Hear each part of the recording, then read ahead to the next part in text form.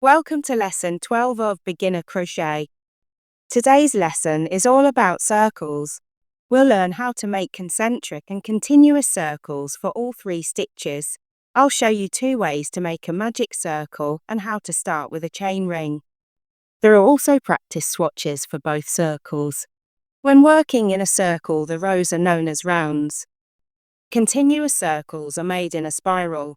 Rounds do not start or end with a chain or slip stitch. Concentric circles, on the other hand, are distinct rounds, each starting and ending with a chain and slip stitch. You can see where the rounds join here, whereas the continuous circle hasn't got a seam. Continuous circles are good for projects like amigurumi or hats where there aren't a lot of round colour changes. For more detailed colour work, or if stitch placement is particularly important, then concentric circles are the way to go. Circles can be started with either a ring made from chains or a magic ring. A chain ring tends to leave a hole in the middle, but is more secure than a magic ring. If you are using a magic ring, it's important to really secure the tail to keep the centre hole closed. I'll start with a chain ring. I'll chain 4, but it can be any number depending on the pattern. Now I'm going to make the ring by joining the first and last chains together with a slip stitch. That's our base ready. I'm going to chain 1 for my Htr height and then work into the centre of the ring. I will make 8 half trebles. I'm holding onto the ring to start the stitch and nearer the stitch base to close it. Still got to keep that tension good. I'm working over the tail as I go.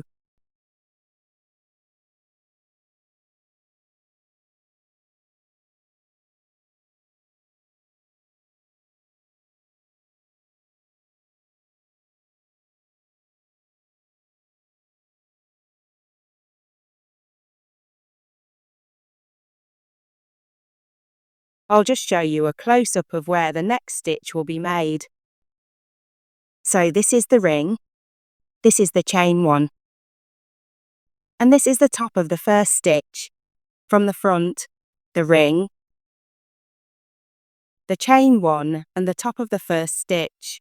This is where we'll either close the round for a concentric circle or place the first stitch of the next round for a continuous circle. Magic circles are a little more tricky, but are well worth learning. So my preferred method first. Give yourself at least 10 inches of yarn looped, so at least half is the tail. Make a circle by crossing the tail end over the top of the yarn. The yarn should be in front of your fingers and the tail should be pointing up. Keep a good hold of the crossed yarn for the next part. Put your hook through the centre of the circle from the back and grab the yarn. Bring it through the centre and to the top of the circle. Hold the yarn on the hook in place and bring the crossed yarn down to the right of the hook. The tail should now be pointing down. Release the crossed yarn and prepare to make a stitch, keeping the yarn around the hook tight and secure. Chain 1 for the height. Move the tail to outside the circle and we're ready. Work the stitches into the centre, going over the tail as well.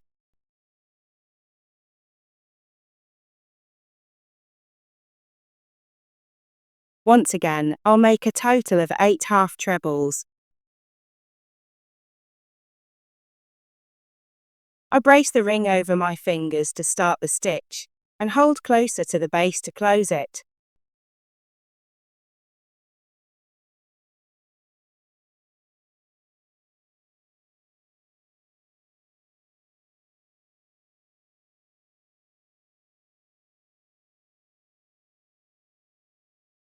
Time to close the circle by holding onto the stitches and pulling firmly on the tail to bring the centre in. Pull it pretty tight until the hole is closed. Here's the chain 1 and the first stitch, where we'll start and end the round. Use your thumb to hold the tail in the palm of your hand. Wrap the yarn around 3 fingers, using your thumb to hold it in place as it crosses the tail, and your little finger to hold it over the back of your fingers. There should be 2 strands going across. Put your hook under the outer strand, grab the second strand, and bring it back under the first. As soon as you're clear of the first strand, turn the hook down to the right to create a twist in the hook loop. This twist is essential for the magic ring to work. Grab the inner strand again and pull it through the loop on the hook. This is the part I find a bit tricky. Okay, that's the bones of it. Hold the loop on the hook as you remove your fingers from the ring. Sort out the tail, and you're good to go. Hold firmly to the knot as you make the stitches. I'll be chaining 2 for these half trebles. And now work into the center of the ring and continue the same as the first method.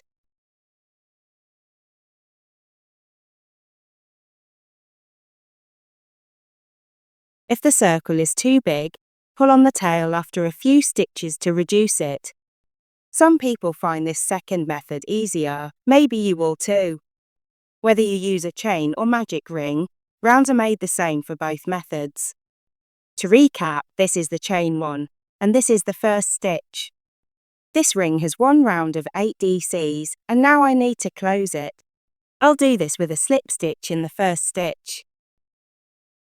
Round 1 is closed. To keep the circle flat, we have to spread increases evenly throughout the round.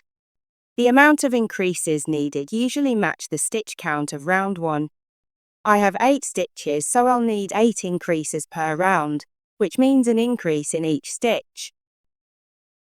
So, round 2, chain 1, we'll work an increase into the first stitch. That's 1. And 2. Increase 1 made. Continue working increases into each stitch. The stitch count will be 16 for this round, the 8 stitches from round 1, plus the 8 increases. The stitch count will rise by 8 each round. Here's the slip stitch loop, and the first stitch. It's easy to mistake the slip stitch for a workable stitch. For round 3, the increases will be made in every second stitch. So 1 DC in the first stitch, and 2 DCs in the next for the increase. 1 DC in the next stitch, followed by an increase. And so it continues for the rest of the round. The stitch count will be 24.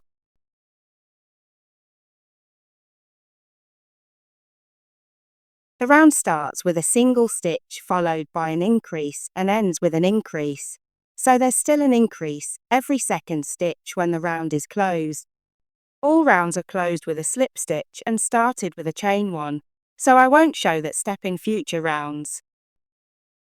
If we start round 4 with an increase on the third stitch, the circle would start to form corners. This is because our increases start to stack on top of each other.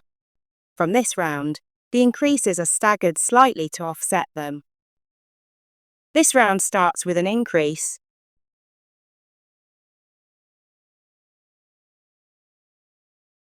followed by 2 DCs,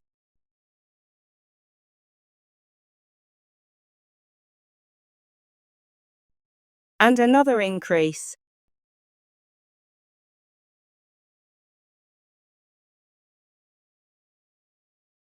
Here are the increases on round 3. Round 4 increases are sat to the side. There's still an increase every third stitch to give us a total of 8, bringing the stitch count to 32. The staggered increases have created a perfect circle. Round 5 needs an increase every 4th stitch. So work 3 stitches followed by an increase.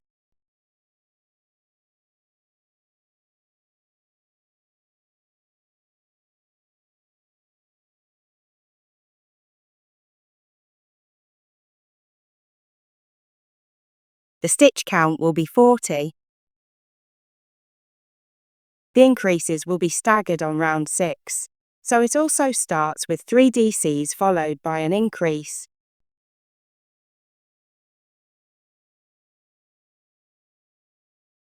But then continues with an increase every 5th stitch. So work 4 stitches,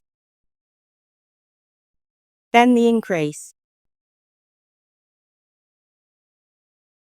The last 2 stitches are an increase and single DC here, so there's still 4 stitches between the increases.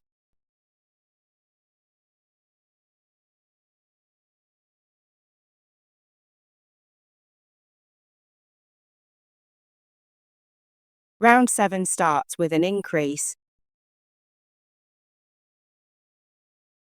then an increase every 6th stitch, which puts 5 stitches between the increases.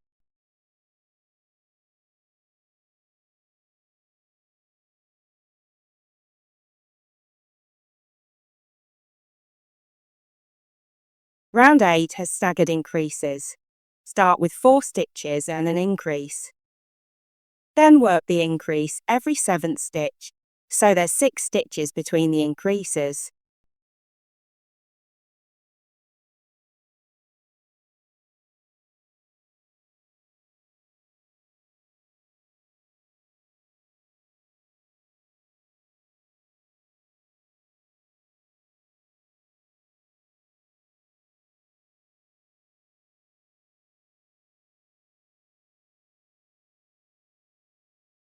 At the end, there will be 2 stitches added to the 4 at the start to make 6 DCs between increases.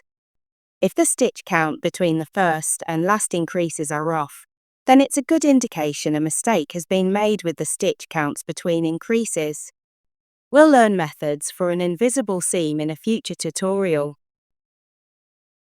If the circle starts to ruffle at the edges like this, even when you press it flat, then there are too many stitches.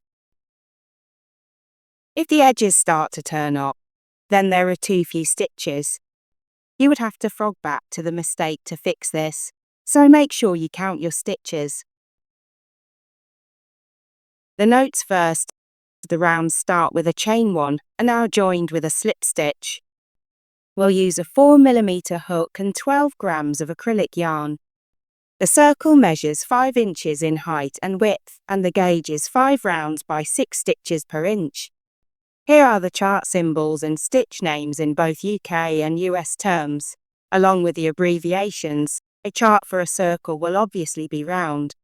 The starting point is the 4 chain ring in the center. We then read around the circle anti-clockwise, moving outwards as we complete each round. The chain 1 is where the round starts, and the slip stitch shows where to join the round. The circle starts with 8 stitches, which means there will be 8 repeats. Each section is exactly the same. I include a chart of the repeat in my circular patterns as it's easier to read. It's the equivalent of the repeats given in the photo and written instructions. The stitches still sit on the corresponding stitches below, the same as the square charts. Start with chaining 4 for the ring.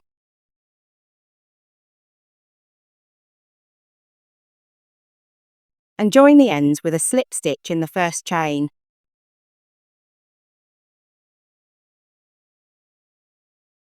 Chain 1 for the stitch height.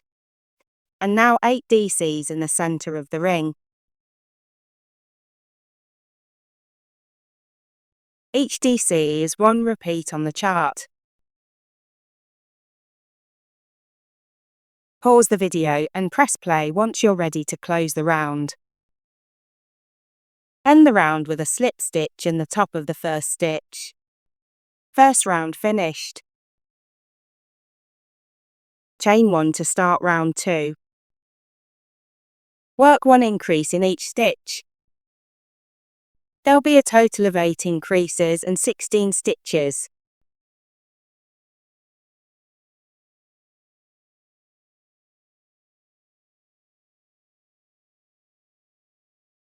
That's the second repeat.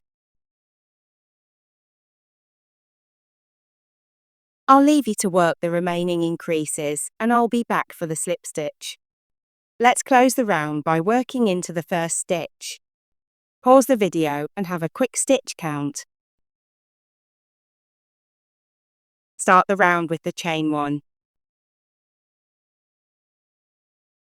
The repeat for round 3 is 1 DC, followed by 1 increase.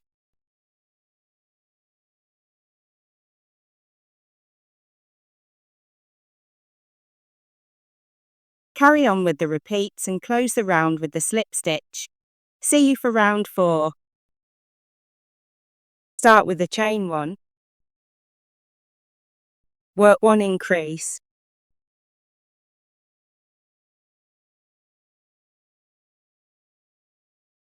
Followed by 2 DCs. I'll show you a few repeats for round 4, then leave you to finish the rest of the swatch.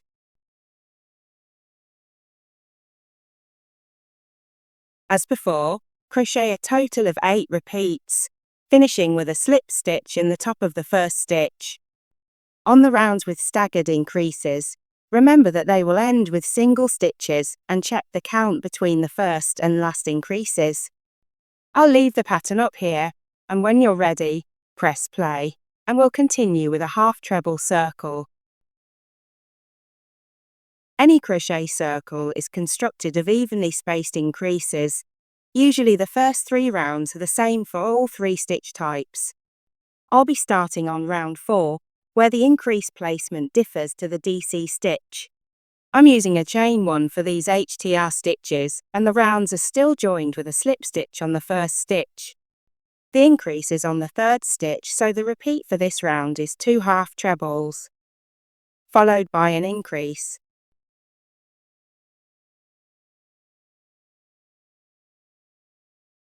The completed round 4. Round 5 repeat is 3 stitches followed by the increase.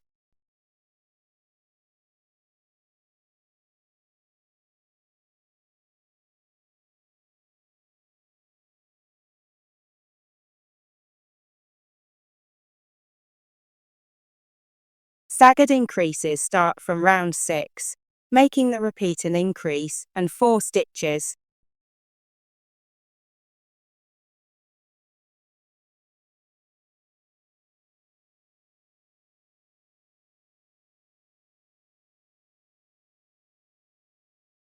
Remember, the stitch count between the first and last increases should be the same as the rest of the round. The increase is on every 6th stitch for round 7. The repeat is 4 half trebles.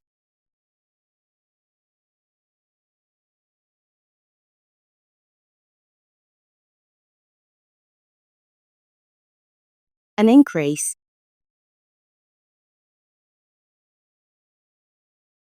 then 1 half treble. Round 8 repeat is an increase,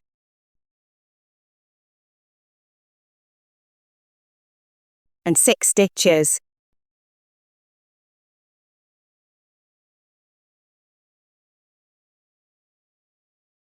Half treble circles are as simple as DC circles. I'll leave a link to an Htr circle pattern in the description. Treble circles are also built with evenly spaced increases. Rounds start with a chain 3, which is counted as the first stitch. We'll start with 8 trebles worked into the ring.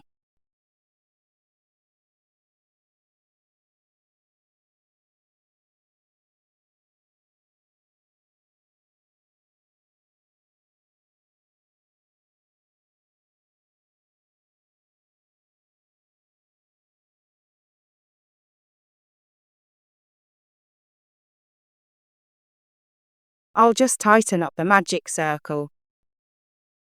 These are the first 2 chains of the chain 3. The slip stitch will go in the 3rd chain.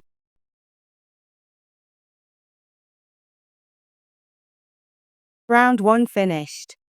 Round 2 has increases in every stitch. The first increase is always made at the base of the chain 3.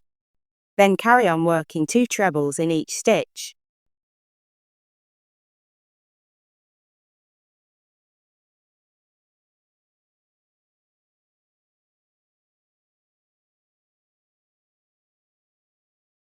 Close the rounds with a slip stitch in the third chain.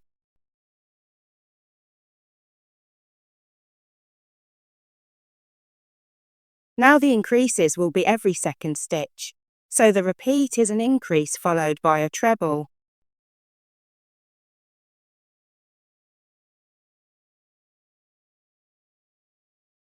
Round 4 increases on the third stitch, increase.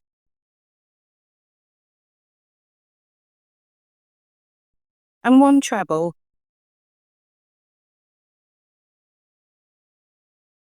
2 trebles. That's round 4. Round 5 increases on the fourth stitch, so the repeat is an increase and 3 trebles. The increases for round 6 can be made on every 5th stitch, on every 6th stitch for round 7, and so on. I'll leave a link to a treble concentric circle pattern in the description. If your circle is cupping, go up a hook size. If it's ruffling, then go down. Continuous circles differ to concentric circles in how the rounds start and end. Instead of a chain and slip stitch, the new round starts with a stitch placed in the first stitch of the previous round. Increases are exactly the same as a concentric circle. I'll start round 2 to show you. No chain, no slip stitch, just straight into the first stitch of round 1. A stitch marker is placed in the first stitch of the round to keep track.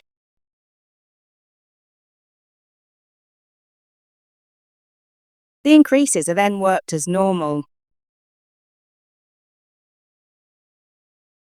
And the next round starts by working directly into the first stitch of the previous round. The stitch marker is moved along as you go up. This is up to round 5 of a DC continuous circle. Circles with Htr and treble stitches are worked in the same way. Start in the first stitch without making any chains or slip stitches.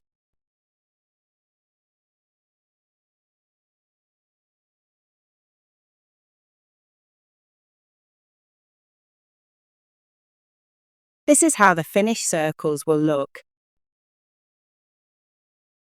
The notes let us know that rounds do not start with a chain nor end with a slip stitch. As always, we'll be using a 4mm hook and acrylic yarn. The gauge is 3 rounds by 4 stitches per inch.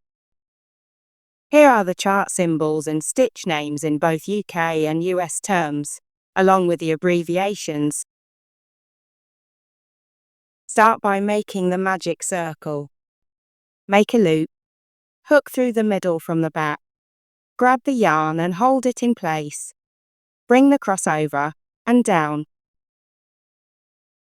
And chain 1. Move the tail out the way and we're ready. Chain 3 for the first stitch. Then make 7 trebles in the ring.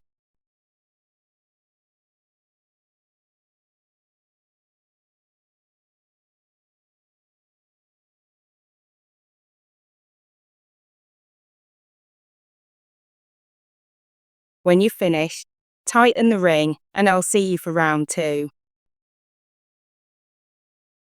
Work the first increase into the top of the chain 3 and mark the stitch.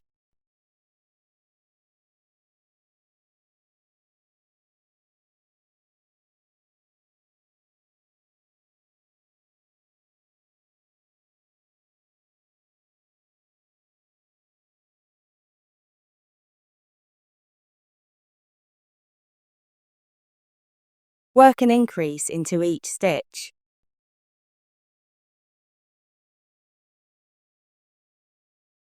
There should be 16 stitches in this round.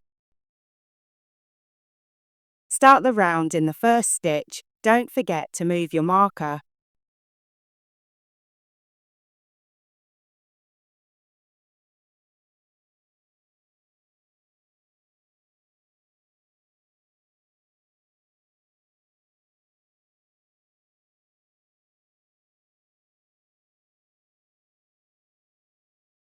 The repeat for round 3 is 1 increase, followed by 1 treble.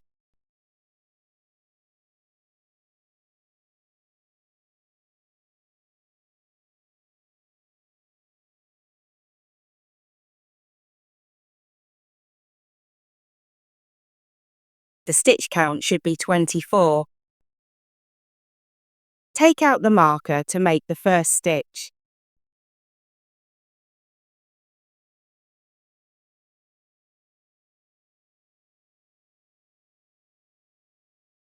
And put it back.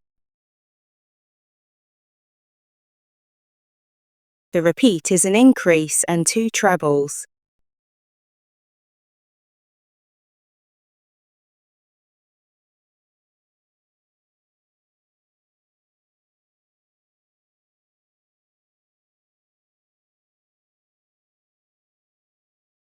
Double check that there are 32 stitches. I'll leave the pattern up so you can finish the rest of the swatch. Please like and subscribe, and I'll see you for lesson 13.